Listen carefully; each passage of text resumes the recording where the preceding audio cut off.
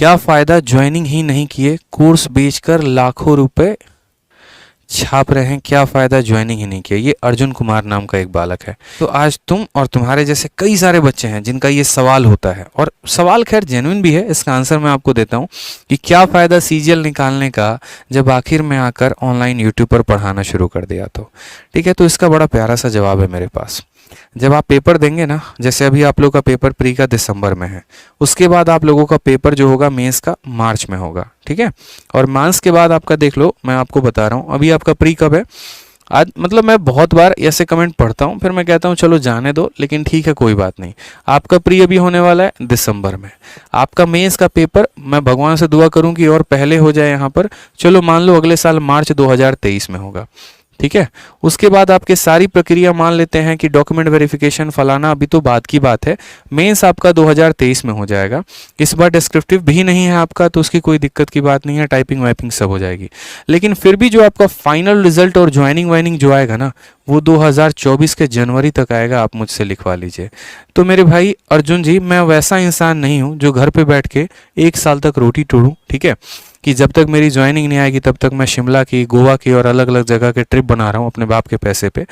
ठीक है, मेरे अंदर भी कोई सेल्फ रेस्पेक्ट है कि यहाँ पर ऐसा नहीं है कि जब तक नहीं आया तब तक हम बेरोजगार बैठे। इसी वजह से हमारा जब पेपर था और डिस्क्रिप्टिव्स के दिन से लेकर ज्वाइनिंग के दिन तक 1 साल का हमारा पूरा गैप हो गया। अगर आप देखेंगे 2019 के पेपर में, तो उस 1 साल में बैठने से बेहतर हमने आप जैसे बच्चों को पढ़ाना समझा कि जो शायद थोड़ी सी शिक्षा ले लेना, तो शायद थोड़ा सा जो चपरासी लेवल की तैयारी कर रहे हैं तो वो शायद इनकम टैक्स इंस्पेक्टर तक पहुंच पाए।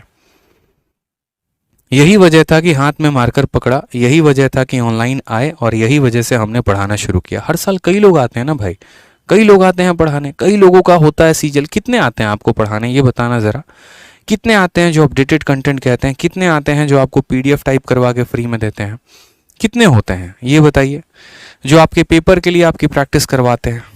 ठीक है, तो ये रीज़न है मेरे भाई यहाँ पर कि जब आए तो फिर यहाँ पर कैसे, ऐसे पहले तो सपना नहीं देखा था ना जब तैयारी करते थे कि आगे चल के बहुत बड़े टीचर बनने वाले हैं, आगे चल के हम ये करेंगे। ठीक है, तो ये एक अपॉर्चुनिटी थी लाइफ में, ये 1 साल।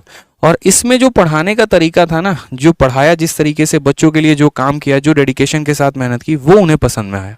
और वो जब उन्हें पसंद में आया ना, तो बस वही बात होती है, ट्यूनिंग बैठ जाती है। तो किसी का ऐसा कुछ फिक्स नहीं होता है। अगर आपके मन में भी आज जॉब है ना, कल के दिन आप जॉब करेंगे, ठीक है, लेकिन आपका कल के दिन इंटरेस्ट कहीं और लगना शुरू हो जाए, किसी और काम में आपको खुशी मिलनी शुरू हो जाए, आप कब तक अपने जॉब को कंटिन्यू करेंगे।